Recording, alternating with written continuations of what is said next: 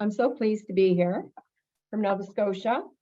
And, it's been fascinating listening to some of the stories from the previous panelists and keynote. I've been in the industry for over 35 years now in various roles, and currently as CEO for Construction Safety Nova Scotia. And it's fascinating both to hear the progress as well as some of the challenges we're still facing, which is what the purpose of this conversation today is about. I am very pleased to be involved in this important conversation around preventing harassment in construction and creating positive, welcoming work sites and places. Like Melissa, I think we could probably offline talk for a long time, and Melissa, I think we're going to have to go for a drink at some point. But I want to welcome the panelists that we have here today. We've got an amazing panel with very diverse experience, and we're going to bring forward some very practical tools and tips for employers in terms of how to prevent harassment and ensure that you're providing a welcoming workspace, what to do if you do have challenges with regards to that, how you set the right tone from the top, and so on.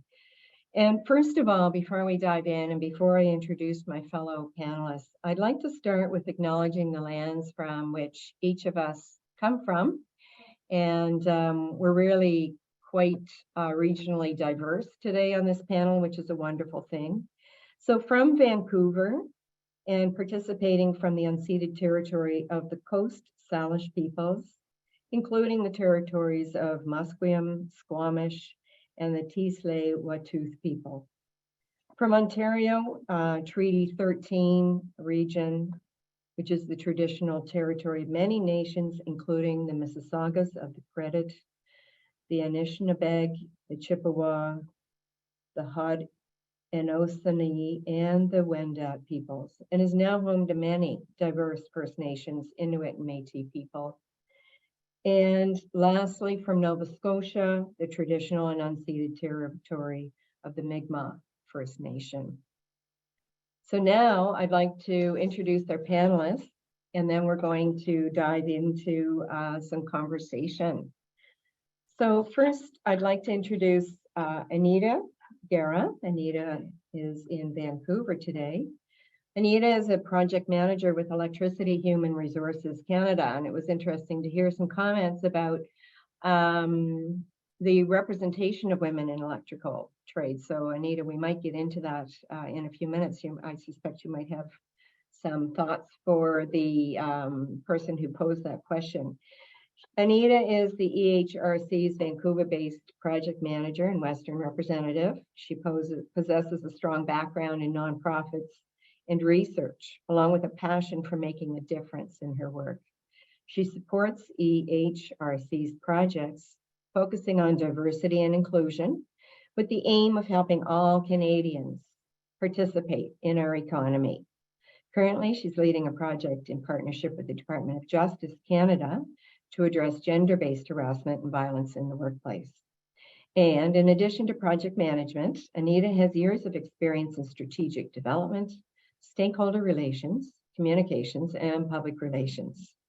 She holds a master's degree in international relations and political diaspora from the Jagiellonian University in Krakow, Poland, as well as an honors degree in political science from Carleton. Welcome, Anita. Pleasure to have you with us today. I'd next like to introduce Louisa Viknovich.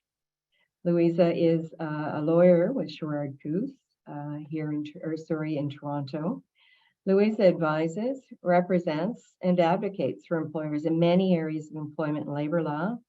She began her career with Sherrard Goose as a law student, during which time she participated in a secondment with the Ontario Labour Relations Board.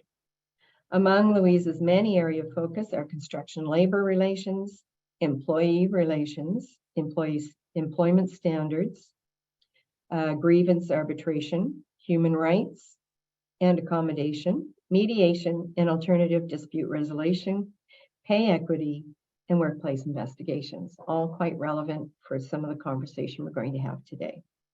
She is a member of the Law Society of Ontario, Canadian Bar Association, and the Ontario Bar Association, and as well involved in constitutional, civil liberties, human rights, privacy and access, and workers' compensation. She is fluently bilingual in English and Russian. Welcome. And our third panelist is Erin Pollard. Erin is a project manager with Black & McDonald. And Erin, you and I have some things in common. I started my career as a very junior engineer way back in the 80s with Black & McDonald. And so it's wonderful to meet you virtually. Hopefully someday we'll be able to meet in person. Erin started her career in the skilled trades as an electrical apprentice back in 2005. And today she is a licensed electrician who serves as a project manager with Black & McDonald. And for those of you who might not be familiar, they are an integrated multi-trade service provider of over 5,000 employees across North America. She is a certified project management professional holding the PMP designation, and also holds a business administration diploma from Centennial College. Erin has been a mentor through the Canadian Association for Women in Construction and actively volunteers with Kiwanis. She's also been an integral part of starting up the Diversity, Equity, and Inclusion Committee at Black & Mac. And again, back in the 80s, we had a lot of conversation about women, attracting women into construction. And so it's great to see this formalized. Her favorite role is being a mother to her 2 young children. And we had lots of discussion earlier around the role and role models that we can play with our children. So without further ado, and given the diversity of this panel and our purpose, which is to provide some practical tools and tips for employers around creating welcoming workplaces, let's dive in. And I thought, Louisa, we could probably start with you, if that's okay. And in particular, a lot of conversations around harassment often may not be clear what we mean when we say harassment. And there are some very legal definitions that help sort of provide a framework for us. And, you know, as well, give us a bit of an outline, if you will, but what the state of law around this area is in Canada. So how do we define it? And what do you see in Canada sort of as defining the state of law right now in the construction sector in Canada? Absolutely. Thank you, MJ. I think this is a great starting point for the discussion.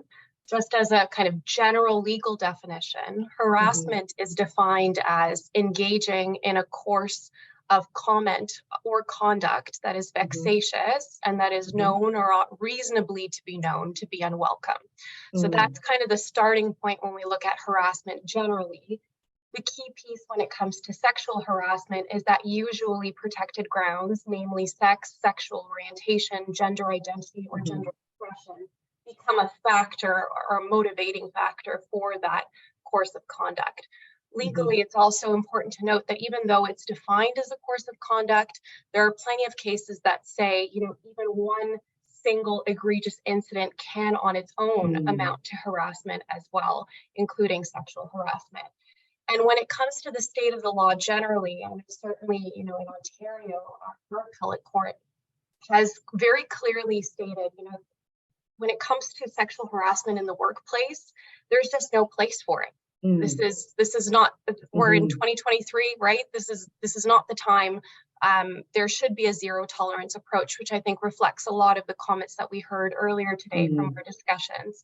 So put simply, you know, there's a really harsh stance when it comes to dealing with these matters in litigation, and certainly some harsh penalties when it comes to when that is established, what employers are required to do to remedy it. And we can chat about that a bit later.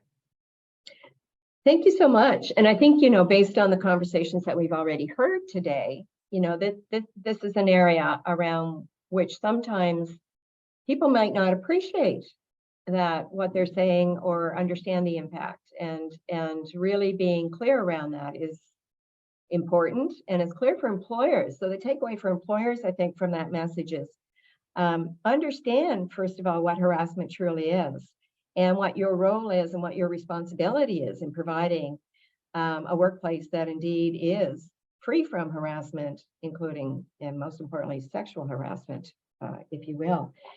So I'd like to invite Anita and Erin into this conversation from that practical side. Erin, you've been on sites as an electrician. You're working with a very progressive company. Anita, you're involved with the human sector or the human resources side of this.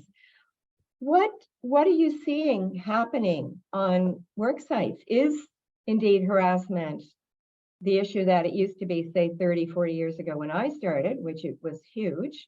What improvements are being made, and what is it we can continue to do based on what you're seeing from your perspectives? Maybe, Erin, we can start with you and sort of what's happening on sites. Yeah, so I think things have definitely changed. There's still, and this was commented, I think it was Jessica earlier commented, it's like you're the token girl, how they see you as you walk in, expectation, oh man, what is she going to be able to do? So it's not always so in your face, and I don't think they necessarily do it to you directly. Can be in the form of microaggressions. I haven't had like huge experiences where I've had to totally deal with it other than that token girl, and still thinking, what is she capable of? So again, like it's not so in your face, but I think employers have addressed some of it. They do have their anti-harassment policies in place. They need to be repeated over and over because it's still a culture that's slowly changing. But there's still that old boys club and not making necessarily room for women to progress that way. Interesting. Very Anita, interesting. what are your thoughts? What are you seeing on the West Coast and in your line of area of work? Absolutely. So I will start off that I work for a national not-for-profit that really supports the human resource needs of the electricity sector. And the electricity sector, which does include the trades and like construction, is a very male-dominated sector. And the research shows that women who do work in male industries are at a greater risk of being exposed to gender-based harassment and violence, or GBHV. And the number shows that it's approximately 1 in 5 women get harassed monthly in the last 5 years. That's from the personal research that we've done, compared to the only 1 male. I would also like to mention that people of any gender can experience GBHV, but women are simply at a greater risk, unfortunately. There is a problem, obviously, but what we're really seeing now is that the prevalence of sexual harassment and violence in work-related environments is really becoming more publicized and scrutinized. And as a result, workplaces face increasing pressure to implement effective policies and procedures to really create the appropriate workplace climate. We've seen many specific examples of harassment from our research, from our national focus consultations, and even from the conversations today that Natasha experienced. The focus group consultations that we've done were really to gain perspective to develop, to really inform the development of the tools and resources that are coming out of the project that I'm leading. But the consultation participants really disclosed various sobering experiences that really illustrated the numerous manifestations of sexual harassment in the workplace. And I have a couple of examples here that I've written down. Being spoken to in a manner that made one feel uncomfortable at work, inappropriate behavior at conferences and company-led events, called by inappropriate nicknames, unwanted advances, forced physical contact, having to physically fight one's way out of potential violent situations. I've heard stories of women who were on site who had to barricade their doors at night and sleep with knives under their pillows just to feel safe. I mean, when I hear that, I just get the chills that this is continuing to happen. Through research, we found a stat that 90% of women in Canada report using strategies strategies to avoid unwanted sexual advances in the workplace, including avoiding specific people and altering the way they dress. I mean, that's mind-blowing. That's 90% of women, of us, who are doing these things consciously to avoid being sexually harassed in the workplace. Yeah, it's just more needs to be done. I know the change is slow, but conversations like this and implementing policies and procedures that are clear to all employees will put us in the right step towards a greater change. Thank you. You know, just to pick up on a couple of those, and, you know, having personally experienced all of what we're talking about here today, I was also quite thought Jessica's comments around, you know, you can't be what you can't see. And I thought that was a very powerful quote. You know, the more women, and frankly, the more inclusive we are, period, as a sector, I think the better our workplaces and work sites are. You know, and we have a huge shortage right now in construction. There is a lot of work to get done. And we all know that it is a wonderful place to make a good living in, you know, and so there's so many attributes. And what I loved about the conversation and the opportunity that we have here today, it's about, yes, there are challenges, and the more women we can attract and the more diversity we can attract into this field, the better things are, which is certainly what I've seen over, you know, the last, as I said, 30 plus years, which kind of blows my mind. It is a little daunting to hear that there is so much work to be done, but you know, I think that's the challenge ahead of all of us, is to continue to push and to advocate, and you know, through experiences like this, to educate around why that is so important. I loved Natasha's comments, you know, that if something's really unacceptable, enforcement and consequences. And Louisa, I know that's your world because you get into some of those pieces quite a bit. So let's talk about that. We know we've got issues. We also know we've got huge opportunities. What is it? What advice can we give employers? What kind of proactive measures can employers take to prevent harassment? We know it's not just a female issue. There are many groups that I'm working with here with Construction Safety Nova Scotia, and I expect many of you are also working with. But what is it that we can advise and our employers to take action around to prevent sexual harassment and harassment in general? So Louisa, again, I know there's a legal framework around this that is really helpful. So I'm going to start with you, please, if you could lay out some thoughts and recommendations around that for employers. Of course. So we've spoken quite a bit throughout today about policies, and I think policies are the natural starting point for employers to look at. There's, of course, you know, what's legally required to be in place. And, you know, with respect to different jurisdictions, those requirements might vary. But typically speaking, at least from the occupational health and safety lens, there is a requirement to have a policy that addresses violence and harassment in the workplace. And so that's typically kind of the starting point for employers. And there are usually prescribed requirements around, for instance, having a reporting procedure in place and how that investigation into a complaint would be conducted.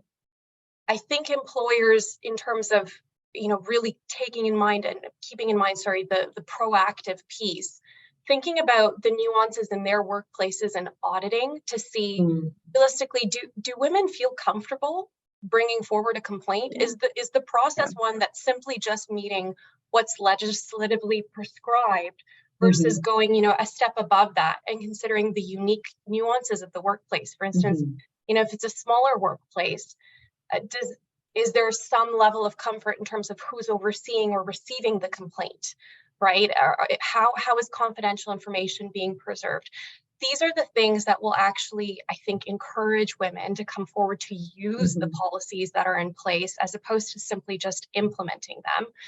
And also, I think it starts the conversation for employers, outside of just the occupational health and safety lens. What are other policies, such as, anti-discrimination policies, that might not necessarily be required in every jurisdiction, but could be implemented to also account for, other aspects in which those kinds of complaints can come up.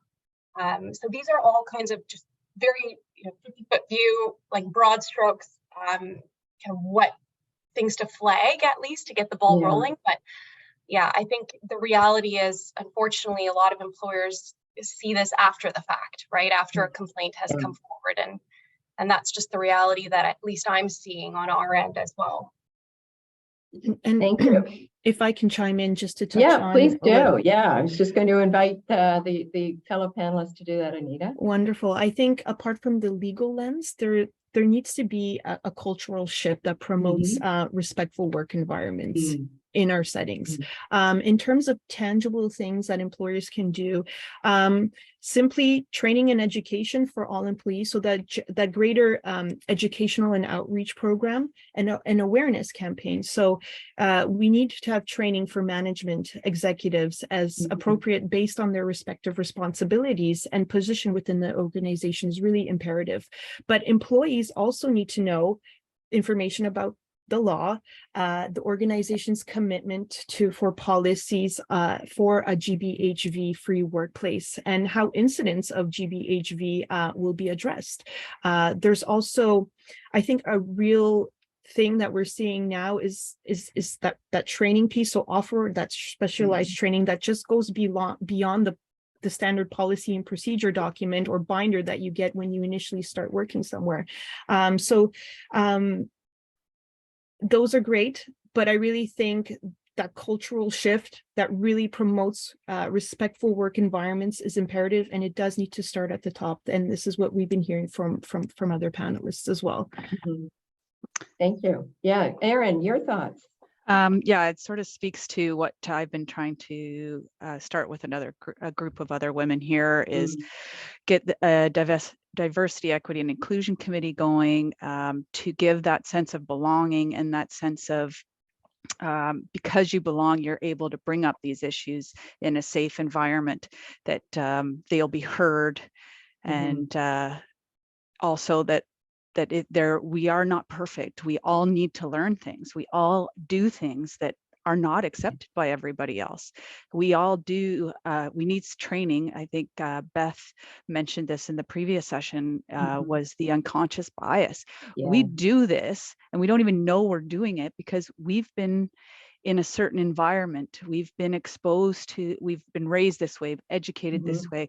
These are the people we hang out with. So what we perceive as acceptable in the groups that we are in are not acceptable in all groups. So we need to train upper men. It needs to start, like Anita said, right at the top and come down to have this cultural shift throughout the organization. Because if we don't feel like we have that support from above, we're not being accepted. Absolutely. So I have a question, and Erin, you're actively with a construction company right now as an electrician project manager. Are there many women represented in the construction company you're with, and is harassment an issue, or what do you see, or what are your friends seeing, for instance, in different areas, if you're able to share that? I don't, like I said, I've never really experienced the direct harassment. There aren't many female PMs, and at least I'm the only female PM in my group. My group is not huge. In the sheet metal, there's one there. There are a lot of females in my building because I'm going to be a little biased here. Women make the world go round. But it's great to hear, though. This is press, right? That does make it easier. I want to do what Iceland did, and we all go on strike. But it is increasing, and we are being promoted. I feel like I do belong here. That I don't feel like I'm excluded from anything, but at the same time, there is. I think microaggressions, and even I'm not aware they're happening, but if I probably said them to somebody else, they'd be like, what? Because I've been raised in construction. This is this has been happening since and I got in late. I wasn't in construction my whole life, but when I was 30, I joined it, and this is construction, right? What do I expect? And even people that I've worked with in the past, they're like, well, I don't know why you take offense to that. It's a joke. And I'm like, yeah, but you're saying that women are doing this because they're women. No, we're doing this because we're human beings. Yeah. And we're taking offense to it. So how do you think that that's okay? And this was a senior person to me. So yeah. And this is the way it is. This is construction. And that's the cultural shift that we're still waiting to happen. But it is coming. The next generation, I was talking to or messaging with a friend today that I did work with, and he was actually worked for me. And it was great to hear his thoughts. And I've said this in publication, is that we will be truly accepted once we don't need these groups anymore. We won't need women in construction because we don't need to be represented. We'll be accepted. But it's happening, but there's a long road ahead. Yeah, and we talked, as we were preparing for this, we talked about some of the statistics as an example. And, Anita and I were batting around, it's 12-13% female representation in the construction sector. I think, Anita, is what we were saying, which is, it's a really small number considering the demands and frankly, the benefits. There are really good jobs around the world in the construction sector, and, encouraging women to see that, but also creating those welcoming work environments is so important. It goes hand in hand, which again is the purpose of our conversation here today. For employers, my sense is, the advice is, being mindful about that work culture. Joking is a particularly sensitive one for me. I've been involved as an only woman in dinners, as an example, or on one side of a table. And, this would be a few years ago now, where, the telling of some pretty disgusting jokes about women and was seen as, what went on. So I think, from an employer perspective, creating those workplaces culturally is down to the day-to-day, even the types of jokes that we accept, and how we can pull someone aside and say, that really wasn't that cool. What are you thinking? That probably made them very uncomfortable. It's hard to do that in certain settings. Let's be honest, right? That is really hard to do, which is of course why culture trumps strategy often. Yeah. That culture will live on. So Anita, did you want to comment on that culture and the joking and so on, and how we create different workplaces through that type of thing? I mean, absolutely, MJ. There's things even informally that we can do as individuals and employees. Simply, if you hear something, say something, be more than a bystander. Yeah. But employers can take little steps apart from the formal policies and procedures by creating almost an awareness and promotional campaign, like an outreach promotional campaign. So have posters around the workplace, use social media to convey certain messages, have sample infographics that you can use and pass around via your chats and various groups. And, pegging this as a health and safety issue, I think puts a greater emphasis as well on employers to be held accountable.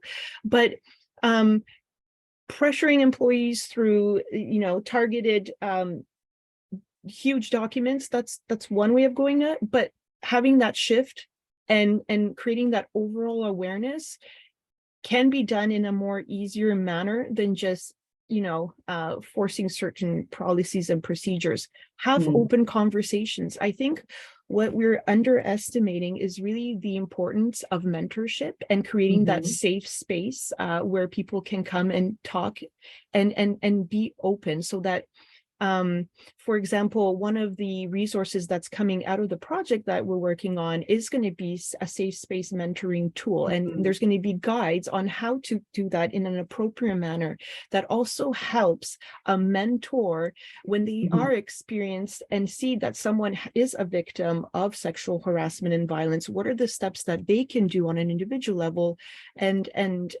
vice versa for the mentee? If they experience sexual harassment, what are the steps they can do as an individual to report this? And they don't have to go through the employer. They can do through a third-party consultant, or even go to the law. So there's various steps of going about that. But the safe space mentoring, having discussions with like-minded individuals, excuse me, hearing it, for example, from other women who have experienced sexual harassment can really foster a community of growth and an environment that's inclusive and open and not fearful to share and ultimately report incidents of GBHV. So do you find, I would suspect in this day and age, and I could be wrong, but I would suspect most companies would have a policy around this. It seems to me that the gap is, and I'm not sure about this, so I'm going to test this. So you guys, please feel free to react and respond to this. But is the gap more along the training? Is the gap what supervisors are tolerating on sites? Is the gap women are really reluctant to make waves and rock the boat?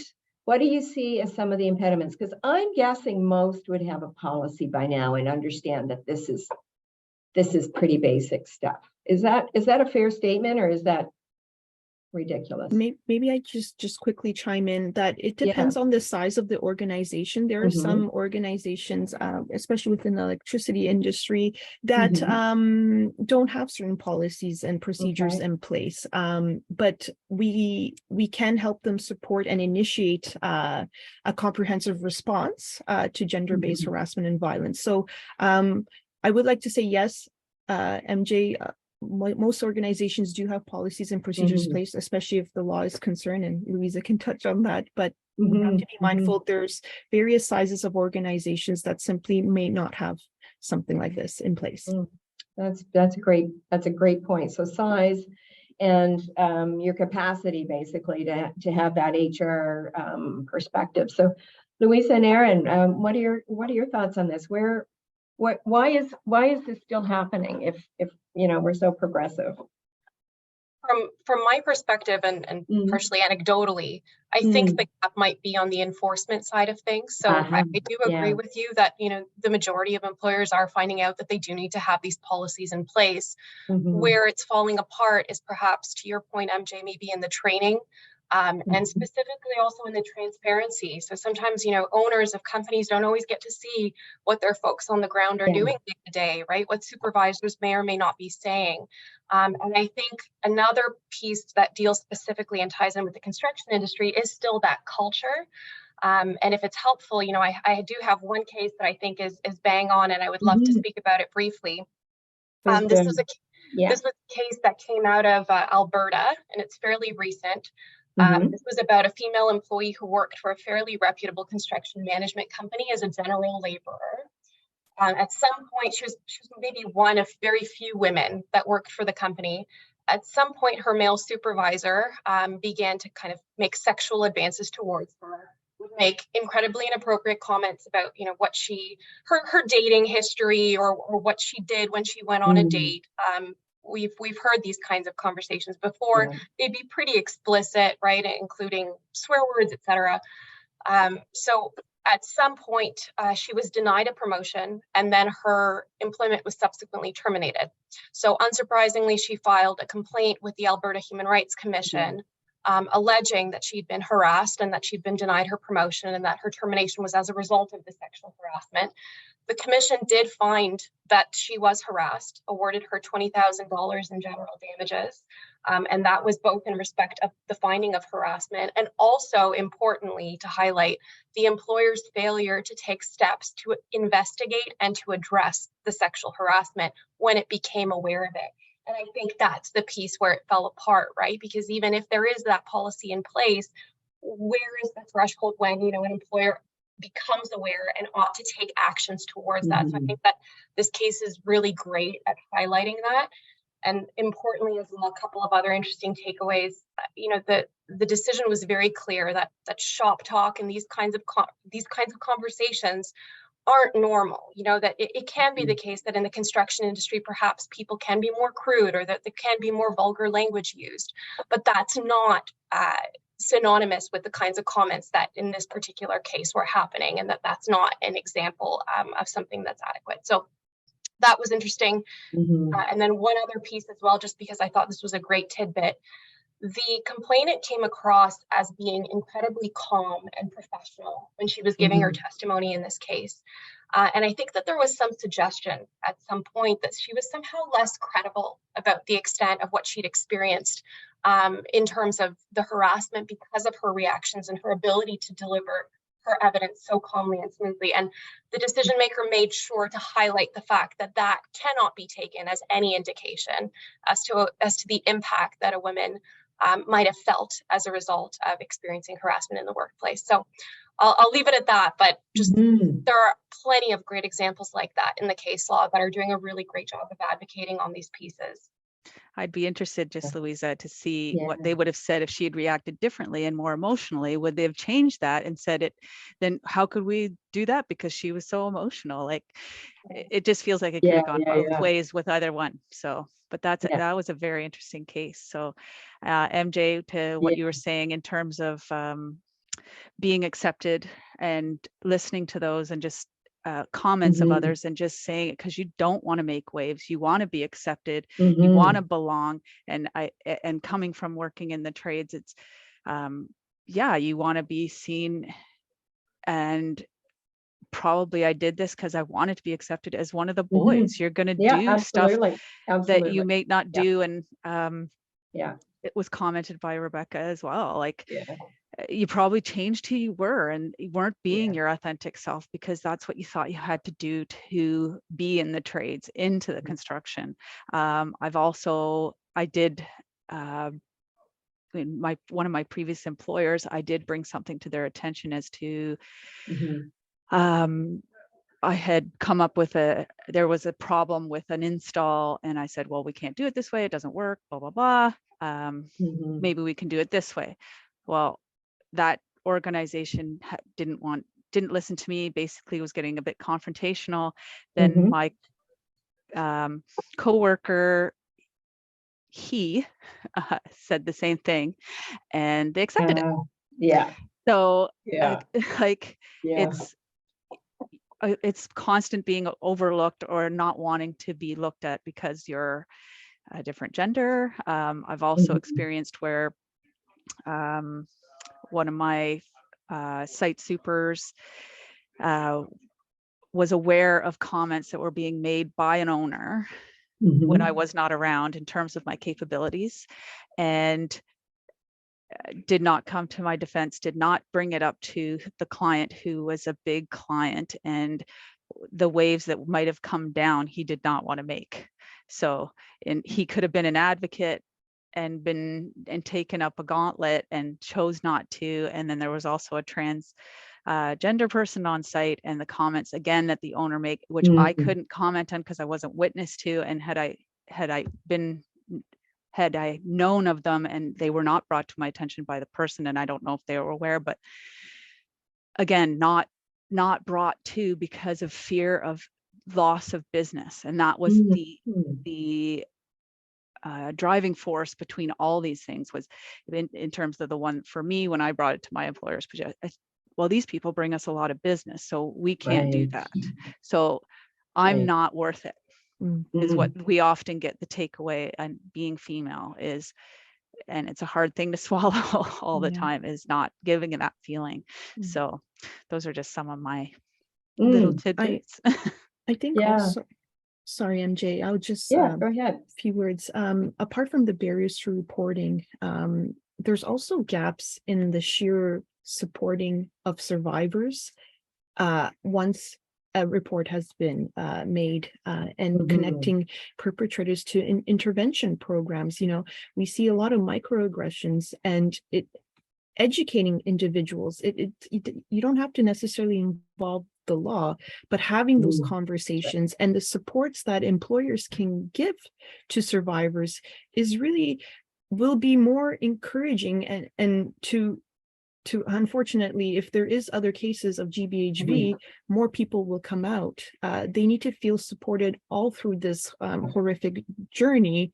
And it needs to be clearly stated how the employers will do that. So if employees see that, they will be more inclined to report incidences and hopefully educate the people who are doing these. And obviously the incidents range from something very minor to something really severe, and appropriate action will be taken based on that. But I really think the educational and outreach and general awareness can really change, and having those open conversations and being in safe spaces really will help this issue that we're all facing.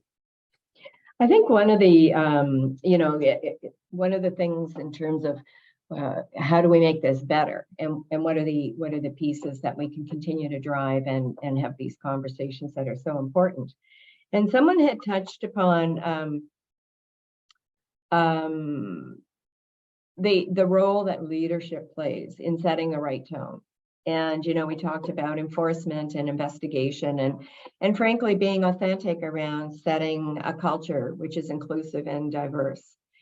What is it that we can say to employers around this? Because frankly, we have a workforce right now where we're short and we need every good person we can. So there's an opportunity to be inclusive as a competitive advantage to your business. You're going to attract good talent, good dedicated talent to your business by having an inclusive and welcoming and high functioning workplace. So what advice or what examples have you had? Because I know through my personal career, I've been very fortunate. When I started at Black & McDonald, such a progressive company. I had no idea, because I was so naive at the time in the 80s, that just how progressive they were.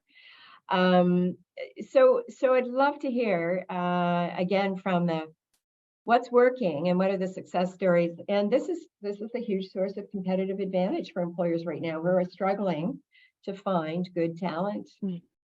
Yeah, I think I can quickly start off and just say that senior leadership needs to have a big picture vision. Like, if you are genuine and you are committed, it will show, and you are committed to change. You need to articulate to your employees why this is necessary and start motivating change in others.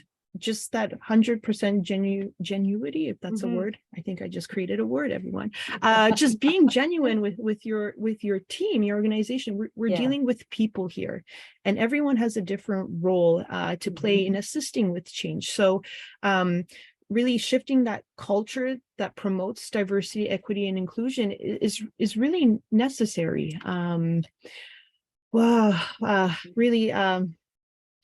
To really create those workplaces that are free from gender-based harassment and violence. And the shift does take courage and planning and skill, and it will take time, but don't be afraid. Like, this needs to happen. We need a shift. Absolutely. And frankly, it's good for your business, right? Oh, absolutely. Like, even if it wasn't the right thing to do. Yeah. But a key message for employers is if you needed any other reason to do this, that this is a really smart thing to be doing for your business. Absolutely. Louisa or Erin, any thoughts and messages for how do we get the C-suite and senior leaders perhaps more engaged around this, or are they well engaged? And I think it's a training thing. Yeah. Like, we all need more training. We can all use more information. Right. Bias training is huge. We organized one on a trial basis through the Electrical Contractors Association, and they provided one which was great. It was called Power Surge, and again, just made us realize, like, it's just little things that upset people, but it's also little things that we can change that make it a better place for everybody. So it's a lot. There's a lot that has to be done in terms of training, because once management does it, they have to make sure it goes all the way down. But at the same time, it's all the resources are out there.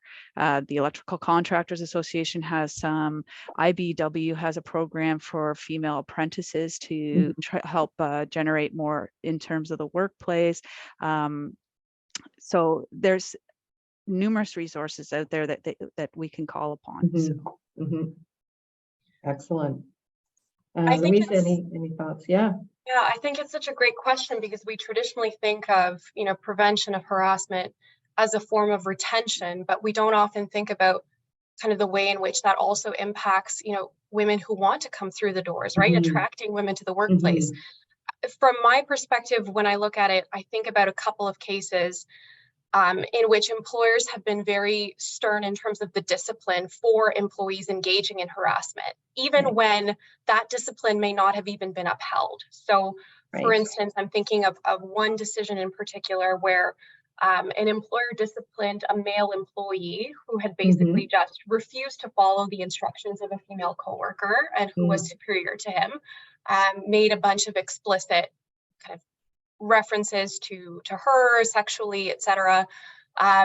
And when the employer began to investigate this, as naturally happens in the course of investigations, other women started feeling encouraged to come forward and also share their experiences with that griever. Notwithstanding the fact that the comments that were made weren't perhaps the most egregious, the employer went ahead and terminated the griever's employment. This is a unionized setting, so the individual filed a termination grievance.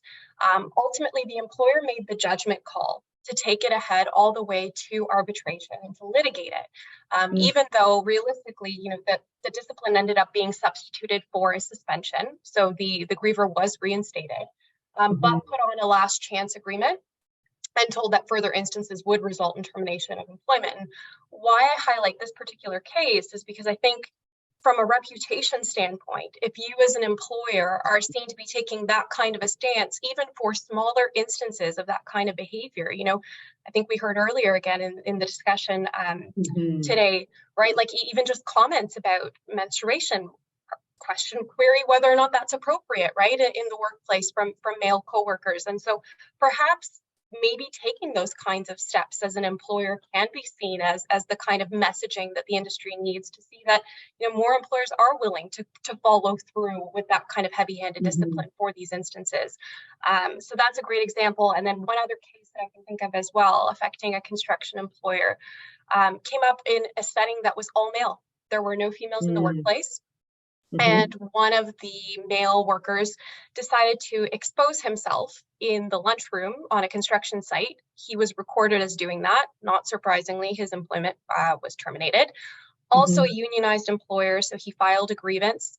And the arbitrator took it as, again, so I guess it touches on what we spoke about earlier. So he kind of used as an excuse, look, it's a construction site. We're used to joking around like this. We're used to behaving this way. By all accounts, had a female been there, that could have been conduct that would amount to sexual harassment. But notwithstanding the fact that it technically wasn't, because there wasn't a female who had made the complaint or raised it, the arbitrator was still clear that this kind of conduct had no place in the workplace, right? And even though it was from that context of perhaps occupational health and safety, I still think cases like this are great. They send the message that, hey, this is an employer who takes seriously this kind of conduct and wouldn't welcome it even in the absence of females in the workplace. Yeah. So that from my perspective is a great example of kind of representation and advocacy from employers. Yeah. Those are powerful examples. And as we said, this is not purely a female issue. We're talking about it from that perspective today, but there are many, many aspects. And I'm mindful of our time. We are at 3:09, so I think I've got 6 minutes here. So I do see some questions and comments. So let's just have a quick peek at those before we say goodbye and sign off. Oh, interesting. So productivity, men are seen to be more efficient at work. So if there's a choice, sometimes the decision is on criteria that don't match safety at work.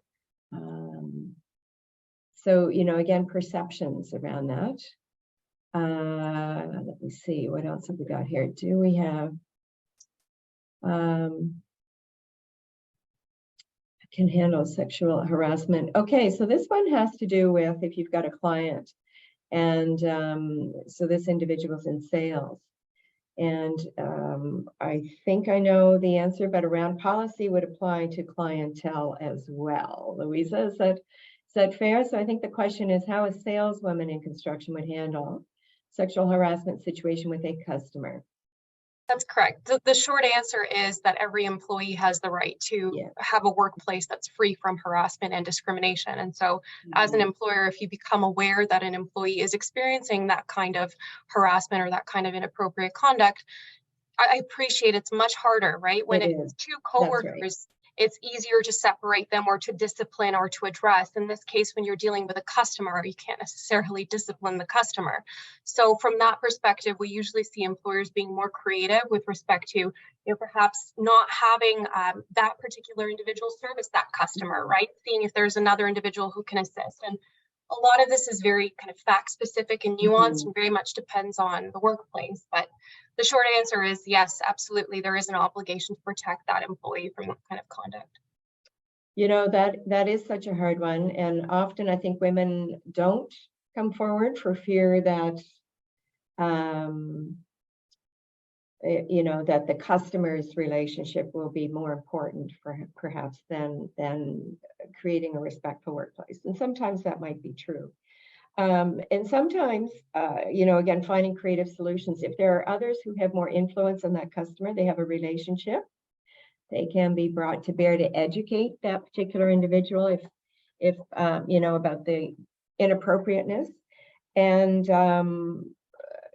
building some backdoor influence and pressure on that individual, and as you said, transferring it sometimes. And ultimately, hopefully you're in a workplace that will back you up no matter what, which is, what I've had to say to some of my female trainers when they're getting grief from a student in the classroom. I have zero tolerance for disrespect, and that's well known. And I said, if anyone is giving you any grief, I want you to know 100% you can come down the hallway and I'll go. And if we have to call 911 to have somebody escorted out, I'm happy to do that.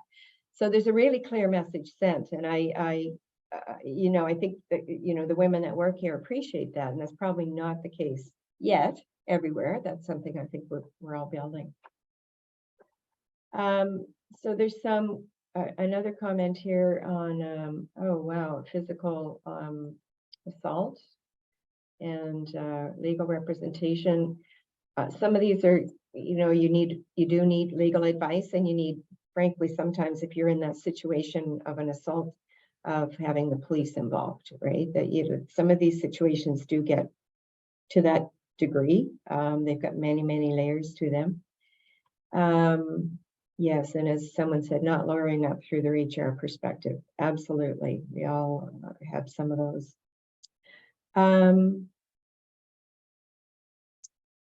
A comment, I think, Louise, on your last case, why it wouldn't be considered sexual harassment if no women were present. So maybe a last comment on that before we close off and say goodbye. I guess the determination of having a female present is the definition, maybe, I'm guessing. Part of these cases hinge on how the matter is raised in the first place, right? So in this case, because there wasn't a woman in the workplace to raise it, and it came in the context of the termination grievance and the nature of the conduct that was that issue, I think that's the reason why it would be framed that particular way, not to suggest that it wouldn't amount to sexual harassment.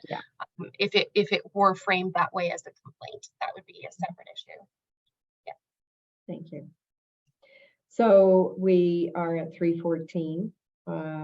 I want to thank my fellow panelists for, their fascinating views. And, we're sharing as we were preparing for this, having been in various roles throughout the sector and in my current role, I am encouraged to see more women entering construction. I encourage and I actively encourage women. I think it is a wonderful career.